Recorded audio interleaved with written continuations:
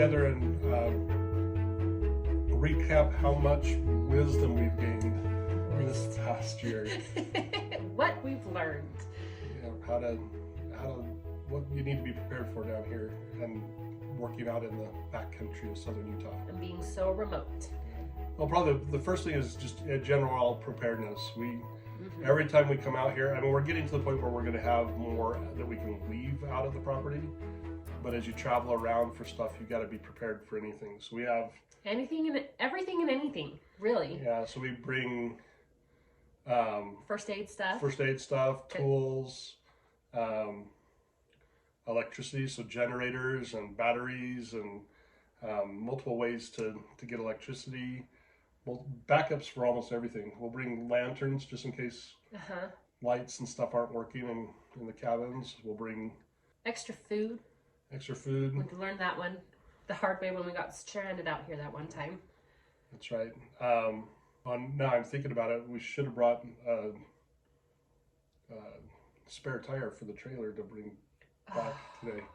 Now I just made her stress out and nervous. Give me something new to stress about. Yeah, it's got new tires on the trailer, but we like to have a spare. And we've already had 2 flat tires coming out and back this season. So hopefully I don't need a third tire. We should have put the spare for the trailer in the back of the truck. Now it seems like there's always something we're forgetting too. So that's the other thing we learned is make a list. We have a list, a checklist. Go down the checklist of all those different stuff that we're going to bring out. But now that we have containers out here, we can start bringing some of that stuff. So we'll always have some of that stuff already out here. Yep. Which will be good. So yeah, preparedness, huge scenario there. So huge thing. Yeah, and so all those equipment, infrastructure, gas, tires, and then anything for when you break down or things fall apart or whatever. You can't just run to Home Depot or one of those box like stores. I did. I ran to Home Depot for you. Luckily, I was at home. Yeah. Still. If we forget something, we got to run and do that. So. Yeah, and first aid. I know we mentioned that quite just briefly right there in the front. All this other stuff, but yeah, you're in the middle of nowhere, and it's going to take you. If something happens, it's going to take you a long time to get down to help, to get off the mountain, to get to where you can get some medical help or whatever. So we have medical boxes that we'll probably do another video on later. Well, and what's funny is one of the guys here says it's not a true project unless blood flows. So we haven't had that problem yet. That's not our mantra, but it does seem like something like a blister. You'll get a blister, or you'll get headaches, or your allergies get kicked crazy, up, or any kind of thing. But there's dangers out here too, like rattlesnakes, or if you do get cut or break something or whatever, you need to be prepared to be able to handle those, at least to get yourself off the mountain until you can get down to help. Yeah, it's at least an hour to the civilization, but then that's just a small hospital. It's not. No, but it's better, something. Yeah. And they can get you what you need, or get you to what you need. Yeah, so definitely preparedness, huge.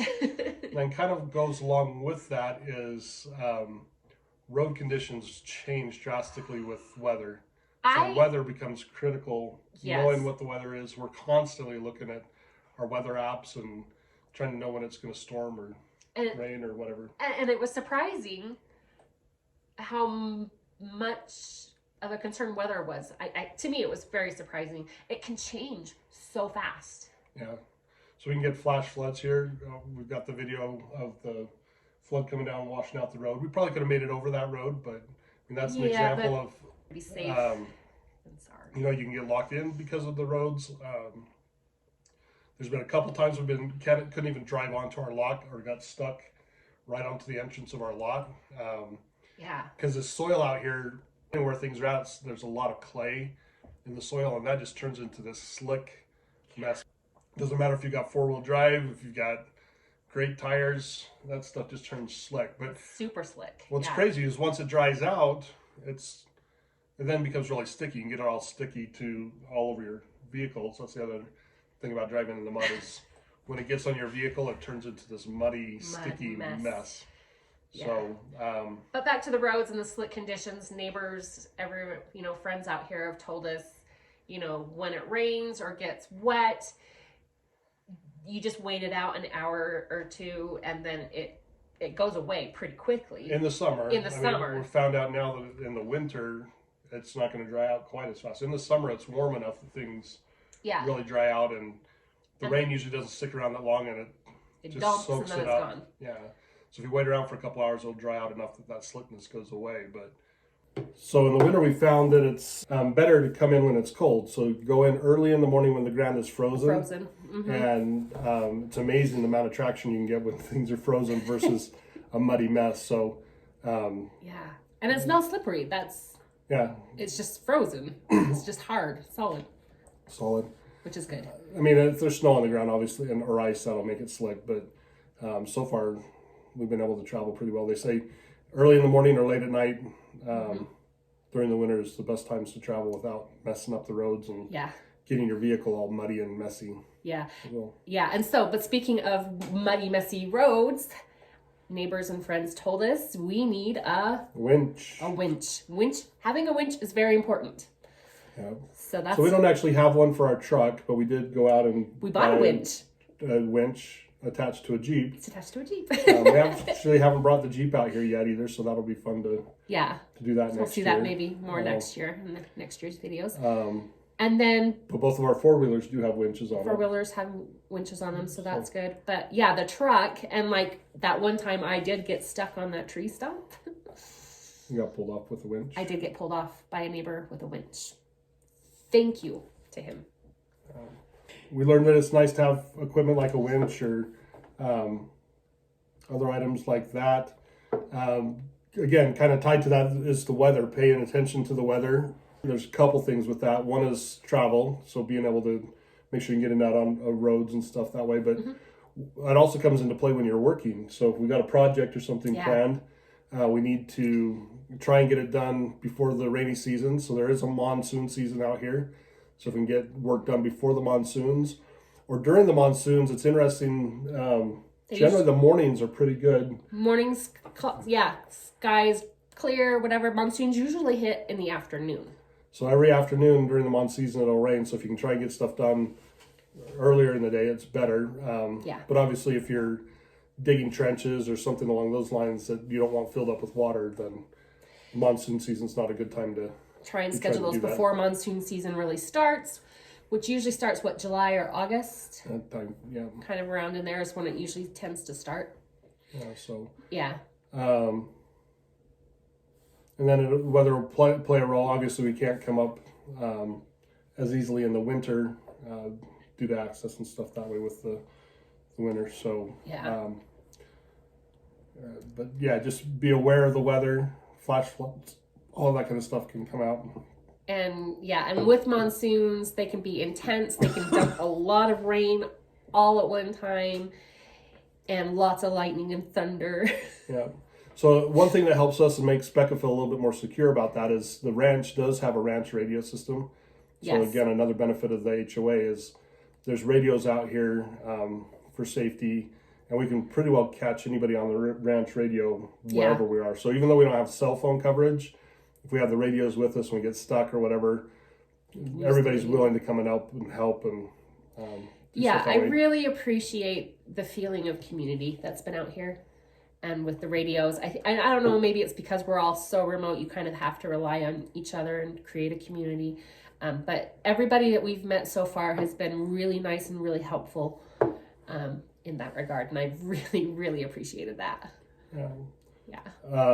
Another thing we've learned and appreciated is we love Starlink. So we're kind of techie people that are tied to our phones.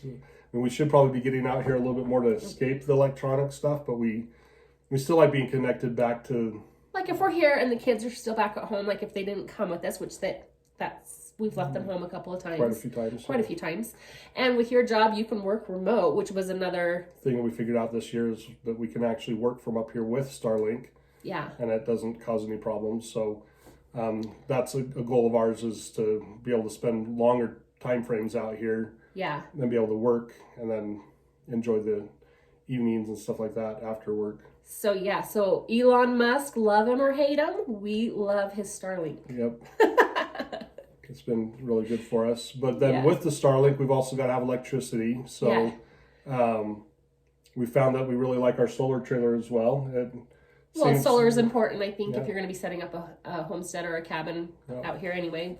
You need to have something for power. So the solar trailer's worked out really well for us because we've been able to move things around as we've got further into the lot. When we first moved into the lot, we were only a certain distance, and we'd set up the solar trailer and had Starlink powered by the solar trailer, and that worked great for us. And as we moved in further into the lot, we could do that. So we'll probably figure out some more or better places, like standardized places where we put the trailer, and maybe put some power into the Connex. Yeah. It's a little bit easier to get into the container, so it's a little bit easier to plug things in and stuff there in the container next year. So back to kind of being prepared.